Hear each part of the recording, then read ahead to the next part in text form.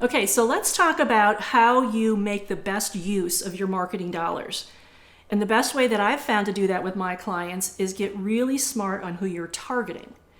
And an exercise that we can do is what I call a client portfolio analysis. It's a sexy term for a pretty basic process. So what do? Pull your client list for the last 5 years tops. And what you're simply going to do is rank order your clients 1 through 4. Let's start at the bottom and what these client tiers mean and look like. So tier 4, well, these are the dogs.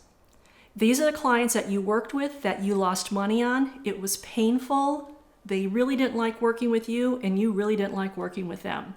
You really don't want to work with this type of client anymore. They're a 4. Then we look at your tier 3s. Now, tier 3s, these are your break-even clients. These are the clients that you had to do a lot of work to get the work done, and they seem to bring every problem to you. Now, I have a little trick to gauge whether or not it's a tier 3 client or not, and it's simply this. If whenever you get a text, phone call, direct message, or email from them, and you go, oh God, that's a tier 3 client, because you don't want to work that hard for the money. Then we've got your tier 2s.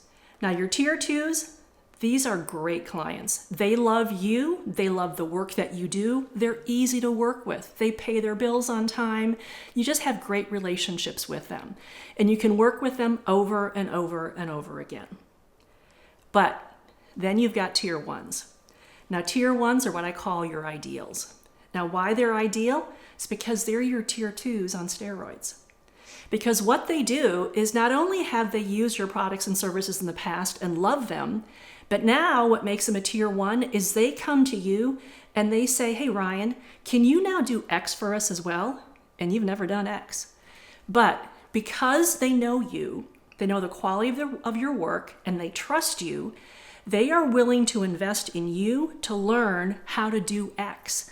In fact, they would rather work with you than risk working with someone else. That's why they're ideal, because they cause you to expand your portfolio of services and products. They invest in you to learn more about them, their industries, and expand your business. Now, those are the 4 tiers and how you view your clients. But I want to flip it now, because I need you to understand how your clients view you and why they treat you the way they do. So let's look at those 4 tiers again. Start at the bottom, tier 4. You view them as the dogs. They view you as the only source, their only option, or their cheapest option. That's why they picked you. They don't treat you with respect. You're a commodity to them. You are not an individual or a business to create a relationship with them. So they worked with you, they're done. They're going to go on to find the next cheapest source in the future. Then we have tier 3s. These, from your perspective, are break even and they take a lot of work. From their perspective, they view you as a problem solver. They come to you because they need something fixed, done, whatever it's serviced, and they dump it on you. And quite often, whatever the problem is, it's a problem they created. But they view you as a problem solver. That's your job. Then we have tier 2s. The tier 2s, well, remember, these are your clients that you love. You've got great long-term relationships with them, cash cows. They view you as advisors. As subject matter experts, you're the pro. If they have a question about a particular area of expertise, they will come to you for information because they trust you and they respect you. But then we look at the tier 1s. Remember, these are your ideals.